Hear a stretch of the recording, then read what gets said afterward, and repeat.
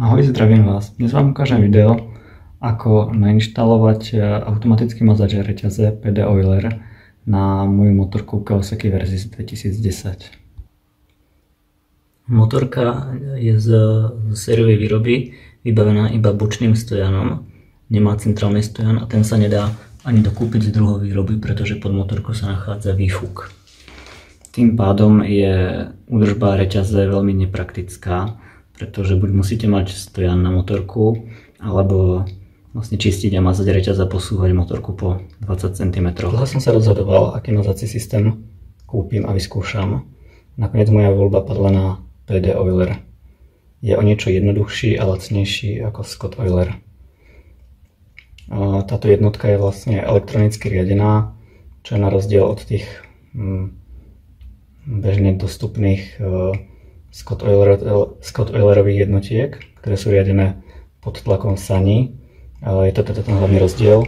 A najväčšia výhoda toho elektronicky riadeného systému je to, že dávkuje rovnaké množstvo maziva alebo oleja, nezávisle na teplote a na hustote použitého oleja. Objednávka aj komunikácia prebehli veľmi rýchlo. Ja tady prebehnem vlastne, čo bol obsah toho balenia. Samozrejme je to nejaký príbalový leták, je tu návod, ako sa má nainštalovať nádržka na olej, je tu návod, ako sa má nainštalovať výtlaková hadica a kam umiestniť nádržku a pumpu. A samozrejme obsahom balenia je tá najdôležitejšia časť, ktorá je vlastne pumpa, ktorá dávkuje nejaké presné množstvo maziva. Pumpa by mala byť dokonca samonasávacia, takže by nemal problém, keď bola nádržka trošku nižšie ako pumpa. Potom sú tu nejaké lepiace držiačky pre vedenie tej hadice. Zaujímavosť je, že PD Oiler nepoužíva takú tú trubičku, ktorá sa otiera o rozetu a nedávkuje olej na rozetu, ale priamo na reťaz. A používa takúto nejakú textilnú hadicu, ktorá by sa mala dotýkať reťaze, tak vyskúšam, uvidím, ako to bude fungovať. Ďalšia dôležitá súčasť je riadiaca jednotka, je to v podstate taký malý časovač, ktorý vlastne počíta čas medzi jednotlivými mazacími cyklami a dĺžka tej pauzy medzi tými mazacími cyklami sa dá nastaviť týmto jednotlačom. A taktiež obsahuje dve diódy, ktoré signalizujú stav. Mohlo by to byť, že je prítomné napájacie napätie, druhá, že pumpa je v prevádzke. To je upozornenie, že tento timer nie je vodotesný, takže ideálne uložiť ho niekde pod sedlo, alebo kde nedojde ku kontakte s vodou. Tu je poistka a káble pre pripojenie elektrickej sieti motocykla. Tu je striekačka pre pohodlnejšie dávkovanie oleja do nádržky. A samozrejme nádržka na olej.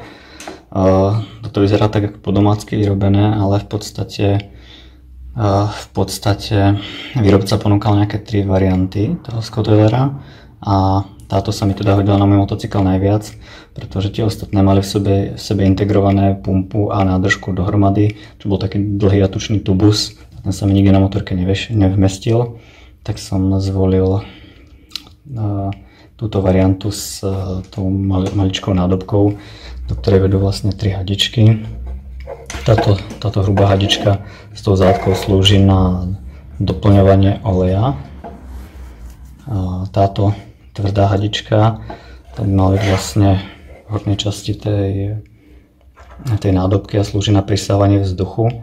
Pretože keď odčerpávame olej z tej nádoby, tak by tam vznikal potlak. Takže táto hadička vlastne zabraňuje vzniku potlaku. A toto je vlastne hadička, ktorá vedie k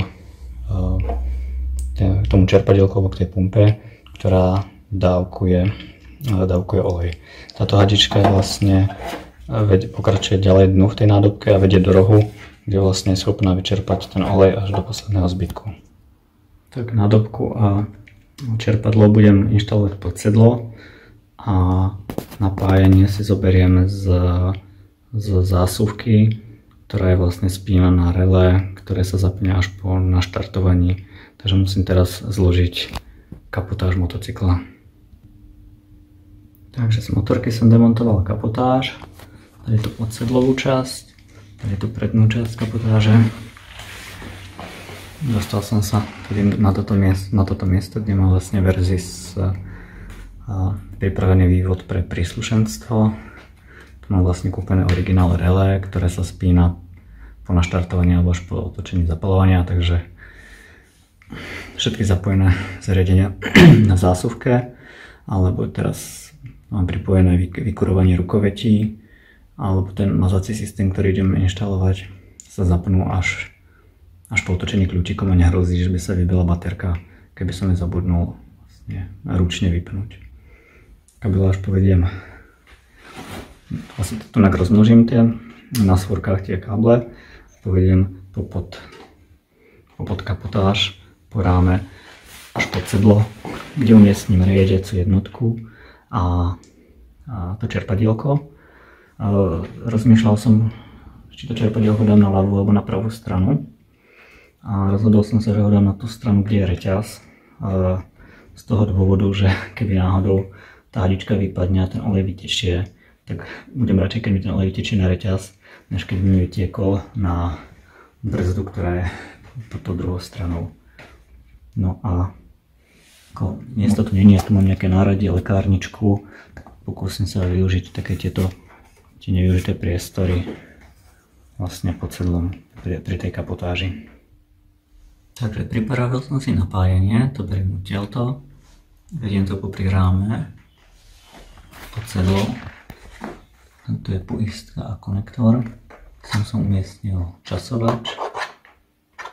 Toto sú konektory, ktoré trčia z časovača, tieto dva.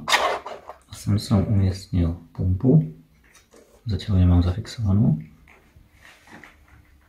A tu pod sedlo som dal rezervoár na olej tou polohou, že prisávanie vzduchu je hore a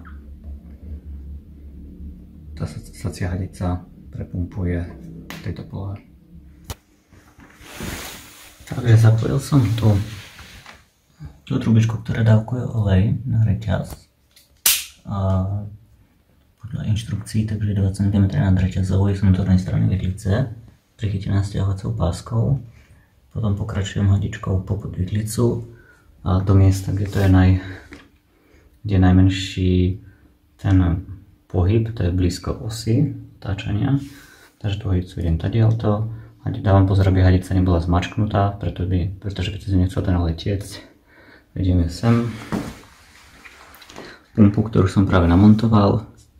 Pomocou toho je pritiahnutá pomocou takej peny, aby sa nepoškodila. A na pumpu som pripojil tú hadicu z toho rezervoáru a hadice som naplnil olejom pred použitím. Takže zapojil som riadiacu jednotku a čerpadlo. Tak som zapnul zapalovanie. Jednotka svieti, to znamená, že je pod napätím. A keď svieti na červeno, znamená, že pumpa dávkuje. Zrovna teraz na 9 mám ten vlastne najvyšší interval dávkovania a vždy keď sa rozsvieti, tak pumpa dodá niekoľko cyklov. Keď to vyzerá dolu. Tak vidíme, vlastne to má chvíľku zapnuté, že už to dávkuje olej. Keďže stojí tá tu nejaká vápe na zemi. Treba dávať pozor, aby ten olej určite sa nedostal na koleso, pretože by to mohlo byť nebezpečné. Ak sa tak stane, treba to rýchlo očistiť. Tak keby som mal zhodnotiť používanie PD Oilera asi po 3000 km, tak som veľmi spokojný. Reťaz je viac menej čistá, stále namazaná, ale nečistoty s nej odpadávajú. Na motorke nevidím nikde nejaké zvyšky oleja, že by sa mi to niekde, že by ma to ohadzovalo alebo nejak špinilo. A hlavne už som uvažoval asi po 20 000 km o výmene reťaze, pretože boli tie jednotlivé články také zatuhlé a reťaz sa nenarovnávala. Tak som ešte jedenkrát poriadne vyčistil. Prestal som vlastne používať také tie mazače na reťaz, ktoré sa, ten sprej na reťaz, ktorý sa tvaril ako suchý aj, tak sa na ňu vždy nalepilo prach a ďalšie nečistoty. Takže reťaz som poriadne očistil, nastavil som ten PD oiler a už som len jazdil. Minul som asi 2 nádržky, reťaz je krásne čistá, krásne sa ohýba, na motorke nie je počuť. Minul som asi na 3000 km som minul asi 2 nádržky. Mám to nastavené asi na jednotku alebo na dvojku, čo sú tie najmenšie množstva dávkovania. Maže to, vlastne už o to nestarám a som s tým spokojný.